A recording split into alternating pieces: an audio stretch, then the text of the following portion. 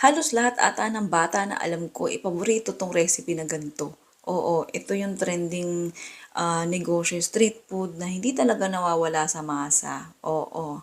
So ayan, tres lang puhunan nito bawat isa at puwede kang kumita o makaipon ng 33,000 o higit pa. Labas na puhunan dun. So paano nga ba yan? Siyempre, simulan na natin. At siyempre, eto nga, dahil paborito yan nila Asia, katuwang ko siya siyempre dyan. Siya na yung naglagay ng mga rekado. Harina yan, baking powder yung nilagay ng anak ko. Ayan, tinataktak niya, sinisimot niya. O, di ba? Hindi naman natang anak ko yan. Mantika. At saka itong, ayan, tubig. Pagkalagay ng tubig, ayan, ano mo na siya. Halo lang. Pero hindi mo naman kailangan maging perfecto yung mixture nito kung lalo kung kayo lang yung kakain ha. Pero kung nag-iisip ka na itinda to, ayan, lutuin mo na. Oo, para makabenta ka na. Pahid ka lang naman, tika. Kung ano man yung paglulutuan mo dyan, carry lang yan. Basta makaluto mo yung kung anong gusto mong kainin. So, bago mo siya iluto, haluin mo muna ulit. Tapos, ayan, isa lang muna. Mga isang kutsara or 1 scoop bawat isang piraso. Oo. Ayan, bilog na bilog. O, diba, bongga. Para sa listahan ng recipe at saka costing natin, nasa baba, check mo na lang. Oo, para mapunta ka sa tamang landas. Oo. At kung gusto mo ring malaman kung saan mabibili yung ating pang scoop, ayan, pang takal, ayan, check mo na lang din sa baba. Nandyan din yung chismis ko na lang sa'yo. Okay? Pagka sa tingin mo ganyan na itsura niya, o after ilang minuto, na parang butas-butas yung texture, ibabaw. Kaya pwede mo na baliktarin yan. Huwag kang mag-alala, hindi masusunog. Huwag mo lang intaying masunog yung ilalim. Basta pag nagbutas-butas na, baliktarin mo na, pwede na yung luto ng ilalim niyan. Oo. Okay, tapos ayan, ulitin mo lang yung pagbaliktad nito, pagluto hanggang sa matapos ka. So gumamit na ako ng isa pang flat pan para matapos tayo agad. Oo, para mabilisan. So pag magtitinda ka, mas maganda kung ganyan ang gagawin mo. Kung may extra ka pang lutuan at saka kalan ha. Oo, so sinasabi ko lang yon. Oo, optional ba, suggestion lang. Pero kung wala pa sa ngayon lang yan. Oo, huwag kang mag-alala. Soon, madadagdagan niyang mga gamit mo. Maniwala ka.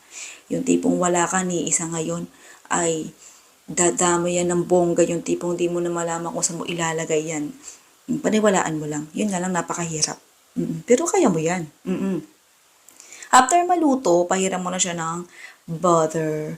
Oo. Wala tayong margarine eh. Mas bet ko dito margarine. Para yung alat ng margarine mas nanununtok. Butter meron tayo eh. Tapos ayun, asukal yun. Yung nilalagay ko. Yung binudbod natin. Lahat yan nalabudburan mo.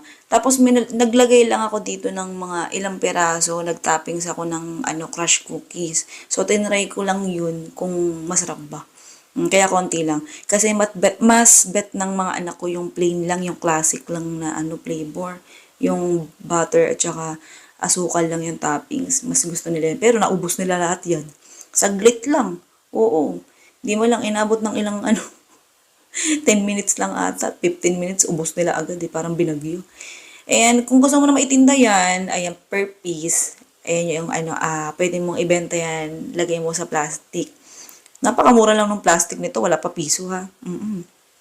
Kaya kung gusto mo na ibenta, ayan yung magandang suggestion ko sa inyo na pwede mo paglagyan. Super mura lang yan. Lagay ko na lang din sa baba kung saan mabibili. Sarap? Ayan, diba? Ano siya? Sarap ba? Nakaabang na sila niyan. Hindi pa Sarap. ako tapos. Binabalot ko pa lang. Ayan. O, inaantabayan na Homemade, nila. classic hot Okay? cake. Comment ka naman Tsaka nga pala sa baba kung taga saan ka. Malay mo, Cookie flavor. ikaw na yung susunod natin na Sarap. mabigyan ng libreng electric hand mixer. Hindi naman gulo. Okay, tapos ayan lang. Bali, nasa 29 pieces ang Asukal pa yung magagawa mo face sa mo. Ano ba recipe yan? nito. Tapos 3 lang ang puhunan bawat isa. Oo. Sukal. Paano ka ba kumita ng Asukal, 33,000 sugar. sa ganitong recipe? Eh, konti lang naman na nagawa natin. Ayan. Kung marunong ka mag-costing, malalaman mo.